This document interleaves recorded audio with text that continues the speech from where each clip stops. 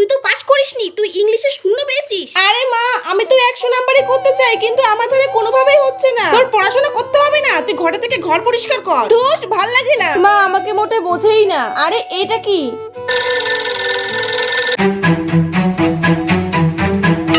মা মা দেখো, আমি ইংলিশে 60 নাম্বার পেয়ে পাস করেছি।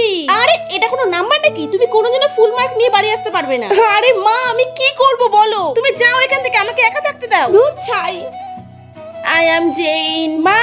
হ্যাঁ বল। আমি এই পড়াটি বুঝতে পারছি না, আমাকে একটু বুঝিয়ে দাও। এই বেয়াদব ছেলে, তুই কি ক্লাসে গিয়ে পড়ায় মন দিস না? আরে তুমি ছেলেটাকে সবসময় বকাবকি করো কেন? তুমি কিছু বলতে এসো না, পারলে তুমি ছেলেটাকে মানুষ করো।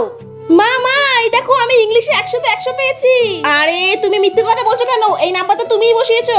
না মা, আমি এটা বসাইনি। সবসময় শুধু মিথ্যে কথা। তুমি যাও এখান থেকে। তোমার মনে আমি সবসময় খারাপ ছেলেই থাকবো। মা, আমি তোমাকে ঘৃণা করি। আমি চলে যাচ্ছি বাড়ি থেকে। মা, তুমি আমার জন্য অনেক কষ্ট করেছো, এর জন্য আমি দুঃখিত। ভবিষ্যতে আমি অনেক পরিশ্রম করব, তোমাকে আর কখনো হতাশ করব না। লাভ ইউ মা।